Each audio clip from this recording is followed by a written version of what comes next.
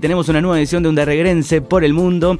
Estamos conectados con el padre Luis Montes. Luis, muy buenas tardes. Hola, buenas tardes, ¿cómo te va? Bien, Luis, bueno, gracias por atendernos, por este tiempito que te tomaste. Venimos hace unos días tratando de coordinar. Sabemos que tenés una agenda complicada, que volviste a la Argentina un par de días y lo hiciste posible, así que muchas gracias de antemano. Bueno, para ubicarnos un poquito en el tiempo, en Darregueira, ¿hasta qué edad estuviste? Hiciste la secundaria acá en Darregueira, tus padres, con un gran comercio conocido por todos, para ubicarnos en el tiempo. Estamos hablando de la farmacia y también del local de artículos, ¿no?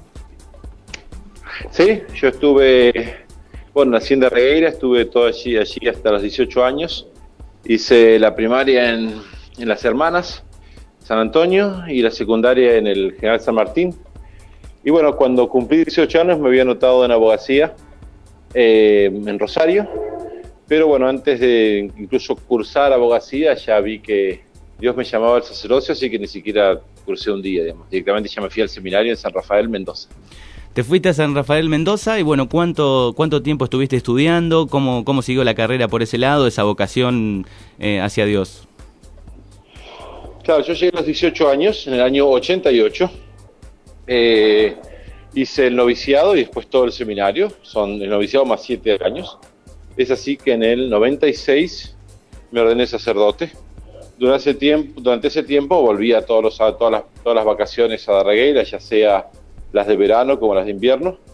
Y después en el año 96, que es cuando me ordené, ahí viajé para Tierra Santa, que fue mi primer destino. Uh-huh. Y bueno, ahí ya no volví porque ya después mis papás se mudaron, entonces ya me quedaba muy lejos, digamos. Mi papá se mudó a Córdoba, así que ya ahí perdí contacto. Pero fueron años muy importantes de mi vida los que pasé allí en Darregueira, y ciertamente quiero mucho al pueblo y los tengo siempre en mi memoria. Seguramente las amistades de tu adolescencia, algunos aquí, algunos ya no, pero seguramente hoy a través de las redes sociales y con la tecnología que hay, bueno, seguís en contacto, ¿no? La verdad que no tanto, o sea, sigo en contacto, sí, pero como mi vida dio un vuelco tan grande cuando me fui, y en aquella época todavía no había redes sociales, uh-huh. Medio que, digamos, la conexión siguió cada vez que yo volvía, estando de los primeros 4 años estando en Tierra Santa, todavía volvía a Darregueira, entonces ahí me reencontraba con mis viejos amigos, ¿no? Bien. Sigo, por supuesto, lo que hacen algunos de ellos, pero no es con ahí, sino que en todos lados. No es que soy de mantener mucho contacto. Tengo varios Facebook que sigo con muchísimos mensajes, y entonces me consume muchísimo tiempo, así que no es que ni siquiera con mis hermanos estoy en mucho contacto. Exacto, está bien. Bueno, ¿y cómo fue, cómo surgió la idea de viajar a Irak? Bueno, yo estaba ofrecido en el seminario, estaba ofrecido a Rusia, entonces yo pensaba ir a ese lugar, pero ¿qué ocurre? Cuando se acercaba mi ordenación en el 96, faltaba un sacerdote para Tierra Santa. Entonces, cuando vi que estaba esa necesidad y que no había nadie, me ofrecí. Fui con mi hermano Juan Pablo. Él no es sacerdote ni religioso, pero es consagrado. Entonces fuimos los dos juntos en el 96.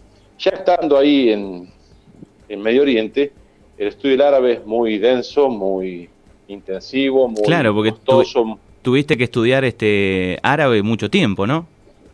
Claro, son 2 años intensivos, 8 horas por día.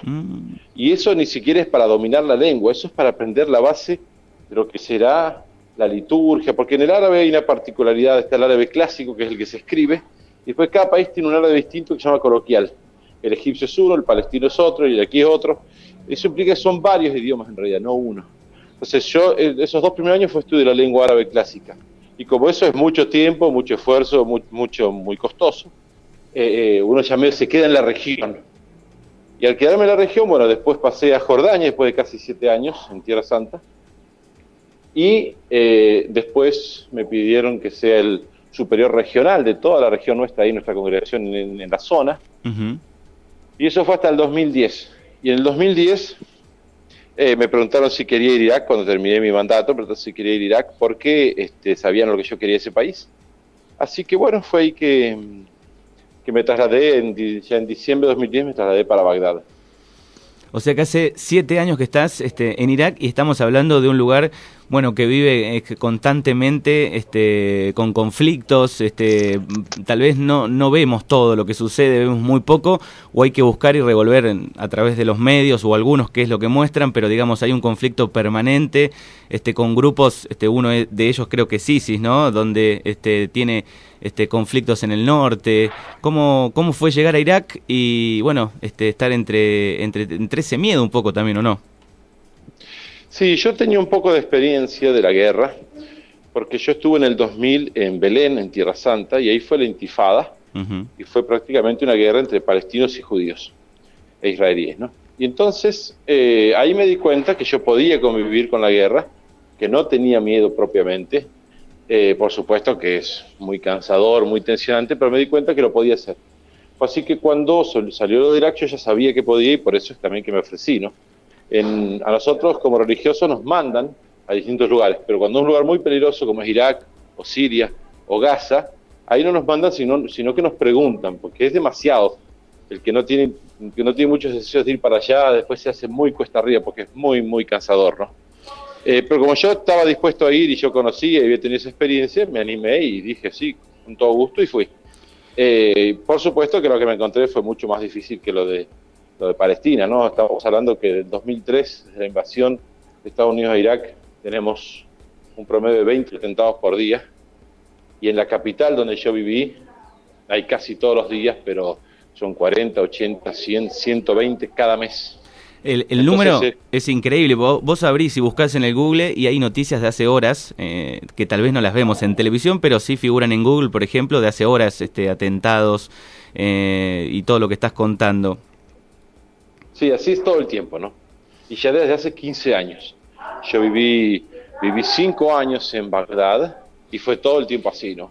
Varias veces nos reventaron todos los vidrios de la casa por un atentado cerca, infinidad de veces pasamos por un lugar donde hubo un atentado unos minutos antes, o sea, por unos minutos nos salvamos, digamos. Eso es todo el tiempo así, es permanente, ¿no?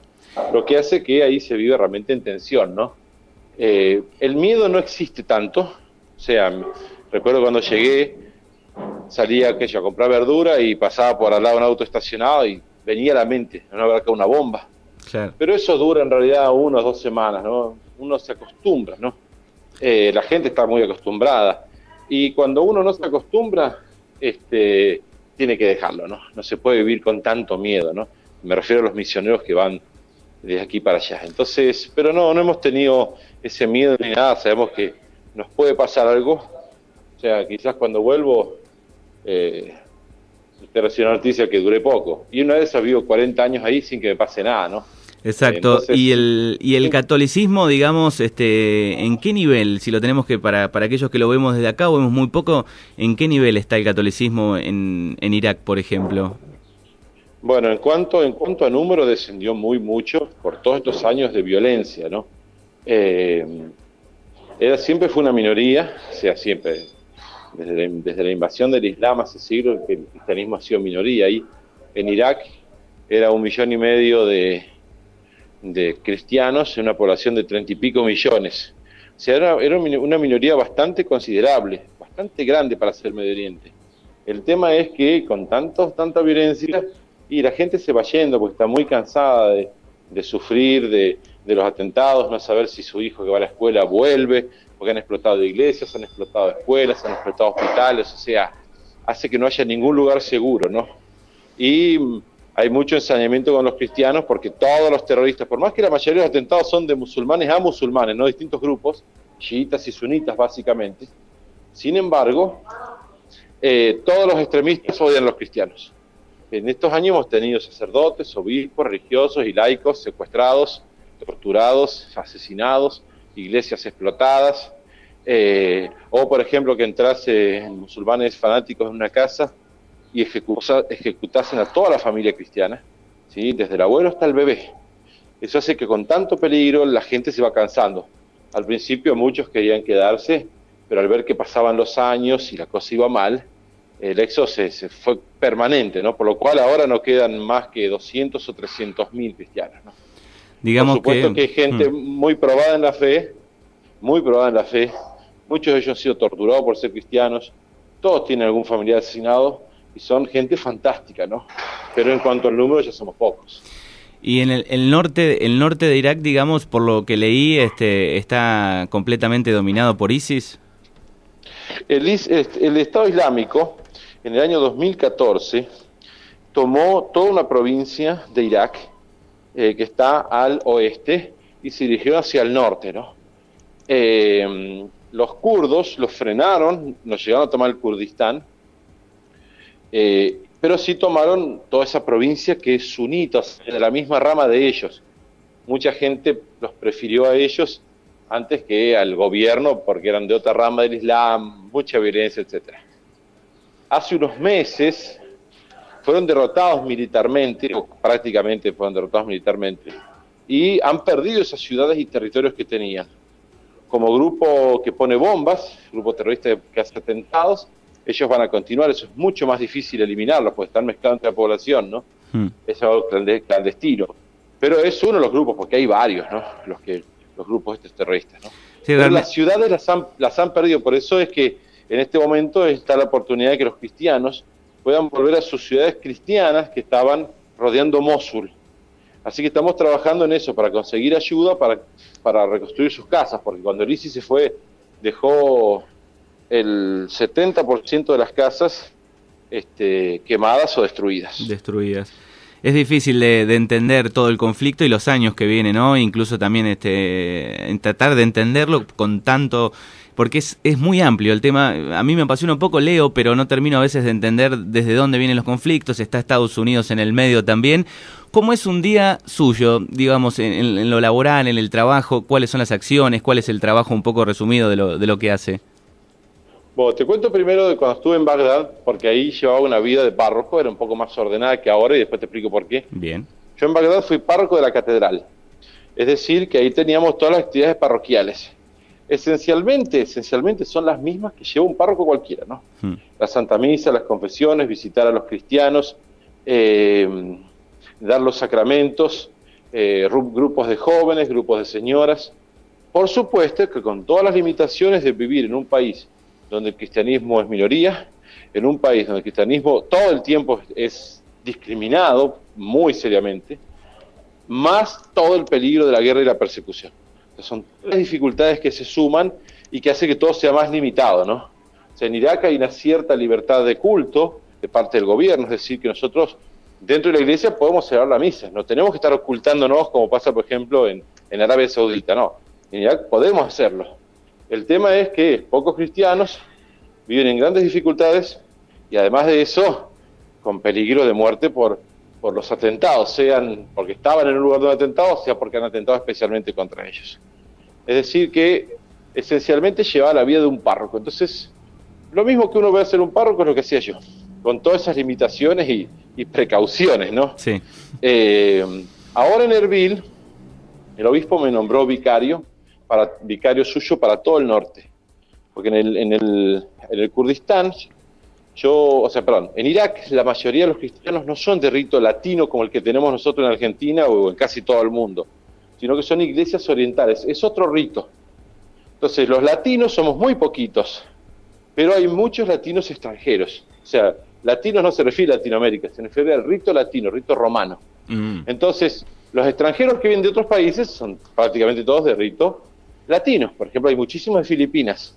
Bueno, yo tengo que encargarme de todo eso y para eso tengo que construir 3 iglesias en Erbil, en Suleimanía y en Duhok. ¿Sí? Mi función ahora es así que por ahora estoy en todo el comienzo de un apostolado, no soy un párroco propiamente, estoy en todo el comienzo de un apostolado, es buscar los terrenos, averiguar precios, buscar ayuda de afuera, porque la iglesia es muy pequeña, no se sostiene por sí misma, ¿no? Mientras tenemos todo eso, los caldeos, que son católicos pero de rito oriental, ellos nos prestan un templo el viernes. Así que yo celebro la misa en inglés el viernes, pero es la misa del domingo. Mirá vos. O sea, no tenemos ni siquiera para poder llevar la misa dominical porque la iglesia que nos prestan está ocupada el domingo. Entonces nos la prestan el viernes. Así que, digamos, es todo muy, muy en los comienzos, ¿no? Pero es un apostolado interesante pensando que, a pesar de todas las dificultades, nosotros seguimos buscando construir iglesias para atender mejor a los fieles que van llegando, trabajadores que son decenas de miles, ¿no? Claro. Qué increíble todo lo que estás contando, es tan amplio, tan grande. ¿Cómo ves el mundo, digamos? ¿Crees que esto va a ir bajando con acciones, con trabajos de distintas religiones? ¿Crees que va a ir bajando o va en ascenso? Digamos, cada vez hay más violencia, cada vez más horror. ¿Cómo ves al mundo en general, no? Bueno, en aquella parte del mundo que yo vivo, humanamente no se ven soluciones. ¿Por qué? En los papeles no es tan complicado la solución, ¿no? El tema es que los intereses son muchos y los papeles no sirven para nada. O sea, si por ejemplo, los obispos de Siria decían, deje de enviar armas a los rebeldes moderados sirios, porque en Siria no hay rebeldes moderados. Les llaman rebeldes moderados solamente para ayudarlos, pero son extremistas. Claro. Son gente que le corta la cabeza a niños, ¿no? Eso no es ser moderado bajo ningún punto de vista, ¿sí? Es una barbaridad que está pasando. Ahí tenés en esa zona la mayoría de la gente normal que quiere la paz y trabajar, con la cual nunca tenés un problema. Pero tenés grupos extremistas, fanáticos de sangre, que están locos, o sea, tienen la mente podrida, son los perversos, apoyados por gente de afuera que le interesa, por ejemplo, en Siria, hacer caer al presidente, por ejemplo. Claro. Entonces, juntar las dos cosas hace que el conflicto no tenga solución, porque esa gente sigue mintiendo y sigue pensando en sus dólares, en su petróleo, en su venta de armas, etcétera, etcétera, y entonces por eso utiliza estos grupos terroristas como carne de cañón, ¿sí? Como gente para luchar y morir. Entonces, mientras eso no se termine, el conflicto no se acaba. Y no hay ninguna sensación de que se vaya a terminar, ¿no? O sea, acabamos de expulsar al ISIS de la mayoría de las ciudades y ahora en Irak hay un nuevo movimiento, en el Kurdistán. Los kurdos quieren la independencia. Yo los entiendo, son otro pueblo, ellos no son árabes y quieren la independencia. Pero haciendo eso en este momento, lo que logran es que el gobierno de Bagdad mande tropas para allá. Y ya hay movimientos de tropas. O sea, yo ni siquiera sé si ahora no comienza una nueva guerra, ¿no? Es todo muy frágil y haría falta mucha mayor sensatez, mucho mayor diálogo, que no lo hay. Entonces, el conflicto por ahora parece que va a seguir. Bueno, y tal vez sea uno de los lugares más conflictivos, ¿no?, de la Tierra, aunque vemos otros lugares que están en conflicto, que puede llegar a explotar. El caso de Corea del Norte con Estados Unidos. ¿Cómo ve eso? Y mira, yo eso mucho no hablo porque no es lo que yo sé, digamos, ¿no?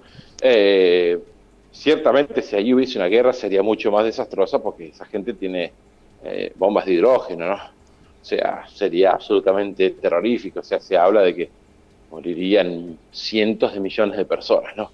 Pero la verdad no sé, porque muchas veces, yo lo he visto en Tierra Santa y lo vi en Irak, muchas veces lo que se dice no es lo que se hace. A veces hay amenazas, hay movimiento de tropas y no va a pasar nada, ¿sí? Claro. Entonces para mí juzgarlo sin estar en la zona, sin conocer, no quiero hablar porque no es mi tema, digamos. Está bien. ¿Ha tenido la oportunidad de estar tal vez en Buenos Aires, sí, digo, con el Papa Francisco? Al Papa lo vi 2 veces, no en Buenos Aires, yo no lo conocía de cardenal porque yo estaba en Mendoza. Lo conocí ya de Papa, primero cuando fui una vez con un compañero sacerdote, fuimos a la Plaza San Pedro en la audiencia de los miércoles. Ahí tuve oportunidad de saludarlo, decirle que a mi misionero que estaba en Irak, le pedí la bendición para Irak, me dio, nos alentó a seguir. Y lo vi una segunda vez cuando viajé con 6 señoras iraquíes de Bagdad al Vaticano. Estas señoras trabajan muchísimo, 4 de ellas son laicas consagradas, una de ellas lleva, por ejemplo, un hogar de ancianos ella sola. Entonces yo quería que tengan la posibilidad de un poco de respirar aire, porque la verdad que Bagdad es una ciudad que te consume, ¿no? Y te hace daño a la salud. Entonces me la llevé, conseguí ayuda y me la llevé para allá. Y ahí cuando el Papa se acercó, las presenté, le dije que eran señoras de Bagdad. El Papa estaba muy, muy cansado, pero les puso la mano en la cabeza a modo de bendición. Para estas mujeres era el día más feliz de su vida, así que están súper agradecidas que pudieron conocer al Papa en persona, saludarlo todo, ¿no? Casi no podía hablar el Papa del cansancio que tenía. Me imagino, tiene siempre una agenda movida. ¿Y cómo ve la acción, la opinión del Papa? Digamos que un poco ha cambiado a lo que veníamos viéndolo desde afuera, ¿no? Con respecto al catolicismo, digamos, ha dado un vuelco importante, ¿no? Sí, lo que el Papa trata es de presentar en un lenguaje más accesible, allá en Medio Oriente es muy, muy querido porque realmente él se mueve por los cristianos. Él es el único, prácticamente es el único líder mundial que condena el terrorismo siempre, no dependiendo de quién lo haga, sino siempre. Se mueve por la paz, envió ayuda, ha movido a las agencias católicas de ayuda a que envíen más a los refugiados. La situación es durísima y la gente, si no fuese por esa ayuda afuera, hubiesen muerto decenas de miles de personas de hambre, ¿no? En ese sentido, el Papa es muy, muy querido allá y bueno, eso hace que nosotros, para argentinos, nos pasen también el cariño que le tiene él a nosotros, digamos. Uh-huh. Me quedó la palabra que dijiste o la frase que dijiste, Irak te consume. Por más que uno no demuestre hacia qué tiene la fe, digamos, es imposible, digamos, estar normal, digamos, llevar una vida normal, digamos, siempre un poco el miedo, aunque te vas acostumbrando, como decías, está. Como ciudad, digamos, ¿tiene tecnología? ¿Funciona normalmente eso, esa parte de ciudad? No, en Bagdad está todo mal. En Bagdad tenemos, por ejemplo, la temperatura supera los 55 grados todos los años, y con lo cual te imaginarás que es esencial tener aire acondicionado. Pero claro, hay 4 o 5 horas de electricidad por día. Anda todo mal, o sea, vos pensás cualquier aspecto de tu vida, ¿sí? En una ciudad, cualquier sea, internet, barrio de limpieza, electricidad, agua, trámites, autos, nafta, lo que vos pienses, ¿sí? Y allá funciona mal. Es realmente cansador, es agotador, ¿no? Yo estaba muy bien allí en Bagdad, ahora no estoy en Erbil, es mucho más tranquilo, pero yo estaba muy bien solamente porque mi misión es llevar a los cristianos y esa gente son gente fantástica y nosotros estamos muy bien con ellos, ¿no? Además, con los árabes tenemos bastantes cosas en común, lo cual hace que nos sea relativamente fácil a nosotros, ¿no? Pero es cierto que es desgastante porque, bueno, por la tensión y por vivir en una situación de precariedad todo el tiempo, de peligro, de dificultades, de sufrimiento, de dolor, ¿sí? 4 o 5 horas de electricidad por día. En verano, claro, que es cuando uno más la necesita. Si en invierno puede llegar a 18 horas, pero en verano no. O sea, nosotros tenemos dentro de la habitación durante 4 meses, tenemos 38 grados todo el tiempo. O sea, son cosas que hacen que sea muy agotador, ¿no? Porque no se duerme bien, porque uno está tensionado, porque está todo oscuro. O sea, son cosas reales que afectan a la salud. Pero bueno, nosotros los misioneros tenemos la ventaja de nuestra misión no es ir a buscar no estamos por un trabajo, sino que es propiamente una misión, y eso hace que nuestro contacto con la gente a nosotros nos llene, ¿no? Y entonces estamos bien, ¿no? A pesar de todas estas dificultades. Bueno, ¿y usted tiene pensado hasta cierta edad quedarse ahí o tiene una edad de jubilación? ¿Cómo es eso? No hay fecha determinada, los destinos varían mucho. Por ejemplo, mi hermano José ya hace como 18 años que está en Ucrania, y yo he estado variando de lugar en lugar porque he estado en Tierra Santa casi 7 años, en Jordania solo 1 año, en Egipto casi 7 años, estoy llegando a 7 en Irak. Por supuesto somos religiosos, si a mí me necesitan en otro lado y me llaman, yo voy a ir, lo que digan mis superiores, pero a mí personalmente me gustaría vivir para siempre en Irak, ¿no? O sea, incluso intenté averiguar cómo conseguir la ciudadanía, porque quiero mucho ese pueblo, ¿no? Pero bueno, eso no depende de mí, y cuando me necesiten para otro lado me mudaré, digamos. O sea, nosotros estamos con las valijas armadas, por así decirlo. Bueno, muy bien. Bueno, Luis, gracias por toda esta información, por lo que transmitís, por lo que comentás. ¿Cuál sería tu último mensaje y tu deseo, ¿no? De acá en adelante, con todo lo que haces en ese lugar? Bueno, yo les pediría a los que están escuchando que recen, porque la situación es realmente muy dura. Sobre todo que recen por los cristianos, que son una minoría muy perseguida. Tenemos muchos mártires, el Papa Francisco ha dicho, hay más mártires ahora que en los primeros siglos, y literalmente es así. Estamos hablando de miles de mártires, ¿no? Miles y miles y miles, tanto en Irak como en Siria, en Nigeria más todavía, pasa que se conoce menos. Nosotros tenemos hay un grupo de gente que se llama nazarenos, porque los musulmanes a los cristianos los llaman nazarenos, no cristianos, llaman nazarenos por seguidores de Jesús el Nazareno. Y por eso este grupo se puso ese nombre, porque los cristianos en Medio Oriente son los más perseguidos actualmente. Y tienen un grupo de Facebook que se llama Nazarenos Perseguidos. Yo invito a los que están escuchando que se sumen al grupo, para sumar sus oraciones y para mantenerse informado de lo que pasa, porque no se escucha mucho afuera lo que está pasando, ¿no? Yo me doy cuenta que por ahí Irak desaparece por meses de las noticias y sin embargo los atentados han continuado siempre, nunca se han cortado estos 15 años, ¿no? Sí, así que el que esté interesado, bueno, que se sume para rezar, para estar informado, para mandar un mensaje de apoyo. Es muy hermoso cuando le cuento a la gente, que gente de Argentina, de Colombia, de Bolivia, está rezando por ellos, les da mucho aliento, ¿no? Sufrir solo es bastante duro y al sentirse acompañados eso les hace mucho bien, ¿no? Mi deseo para todos estos lugares es que finalmente lleguemos a una paz justa, que se terminen estas persecuciones espantosas y que bueno, que los poderosos del mundo dejen de pensar en sus propios bolsillos para que al menos la gente pueda vivir en paz, porque ya te digo, estas guerras son armadas desde afuera. Exacto. Bueno, gracias por atendernos, por el mensaje. ¿Ya se está viajando a Irak? ¿Cuándo? El 17, que es martes, vuelvo para allá. Paso 6 días por Egipto. Ahí están dos de mis hermanos, Enrique y Juan Pablo. Y ya después me voy para Irak, el 24. Bueno, muchas gracias, Luis.